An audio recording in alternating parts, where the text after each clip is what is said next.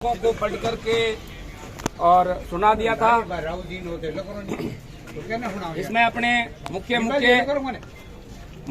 7 बिंदुओं की मांग रखी गई है। कोई इतनी बड़ी बात भी नहीं रखी है प्रशासन से कि भाई ये करो वो करो।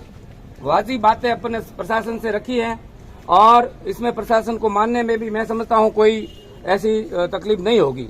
इसमें प्रथम हमारी जो मांग है वो ये है कि 17/6 को इस पेमाराम पे अचानक हमला करके और उसकी हत्या करने की नीयत से उसको हथियारों से मारा कूटा गया और जो भी हत्यारे हैं नामजद जो हत्यारे हैं उनको गिरफ्तार किया जाए।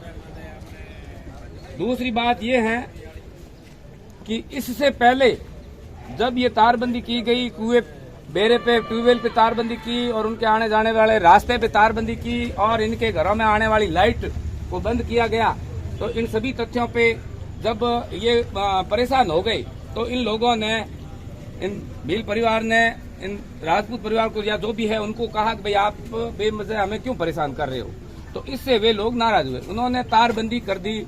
जो इनका रास्ता था नदी में होकर के जाने का, सरकारी नदी कटान है, तो वो रास्ता जब इंसान पे ज्यादा गुजरती है तो वो तार खोल दी और उससे नाराज होकर के और ये वाक़ा बढ़ा और उस पे उन्होंने पुलिस में एक रिपोर्ट दी।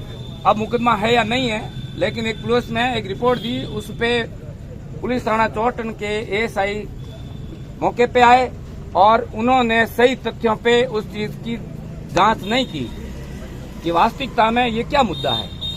ट्यूबवेल को बंद करना, लाइट को काटना और उनके रास्ते को काटना, ये चीजों को उन्होंने नजरअंदाज किया और उल्टा इनको धमकाया कि आपने ये टुकड़े तोड़े हैं और आपके खिलाफ पुलिस कार्रवाई होगी।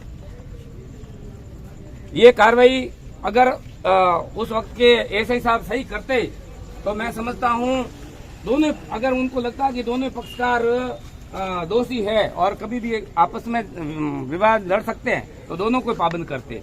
पुलिस में प्रावधान है, लेकिन ऐसा उन्होंने नहीं किया और इस वजह से इस पेमाराम को हत्या का सामना करना पड़ा। तो इस पर हमने वो कार्रवाई करने के लिए एसआई साहब को भी नियमानुसार कार्रवाई करने के लिए निवेदन किया है। इसका परिवार गरीब है, गरीब परिवार को 1 करोड़ का मुआवजा और इसके परिवार में एक जने को स्थायी नौकरी देने की मांग रखी है।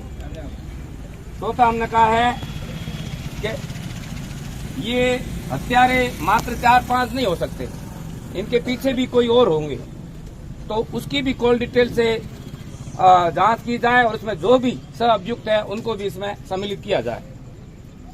5वीं हमने ये रखी है कि भाई इन परिवार के आने जाने का जो नदी में रास्ता है वो बंद कर रखा है, तो उस तारबंदी को हटाया जाए और वो रास्ता खुलवाया जाए।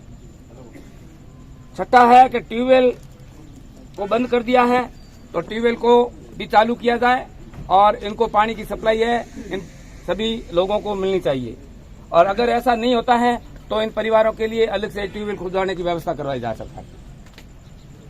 7वीं बात है, इनके घरों को जो बिजली कनेक्शन की डीपी भी उस ट्यूबवेल के पास लगी हुई है और उसको वहां से काट दिया गया, तो आगे सप्लाई पूरी बंद हो गई है, तो उस डीपी से उस बिजली को जोड़ा जाए। तो इस प्रकार की अपने 7 मांगे रखी है और कलेक्टर साहब ने एसपी साहब को ज्ञापन दे दिया। उन्होंने कहा आपस में आप और चर्चा कर लो और इसमें क्या करना क्या नहीं करना है।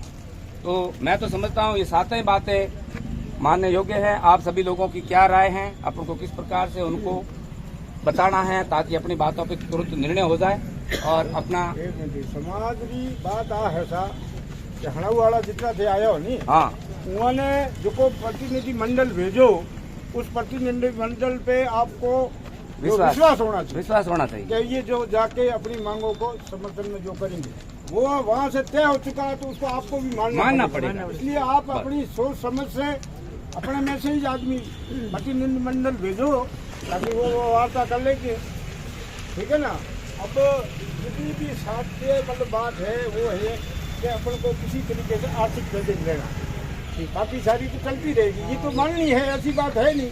लाइट का मामला हो जाएगा, गंभीर बात कोई गंभीर चीज नहीं है, गंभीर चीज है आर्थिक पैकेज। तो मैं हमारी तरफ तो कोशिश ज्यादा करेंगे, बाकी ये नहीं फिर कहे निर्णय हमारे को ये मंजूर नहीं, तो ऐसा नहीं हो। देखो के विश्वास जरूरी मैंने विश्वास करना जरूरी है, ठीक है नहीं। एतरा बुआ वहाँ पे उधर में जितने विश्वास में उन्होंने उनको भेजो। ये नहीं है कि भाई जहाँ भी आपको डाउट है, सबसे पहले सड़क वालों की घटना है, इसमें सड़क वालों को विश्वास होना चाहिए कि ये बात हमारे प्रतिनिधि मंडल जो जा रहा है हमारा भला करेगा, ये बात है। तो इसमें आप बताओ, इस तरीके से है बात, उस पर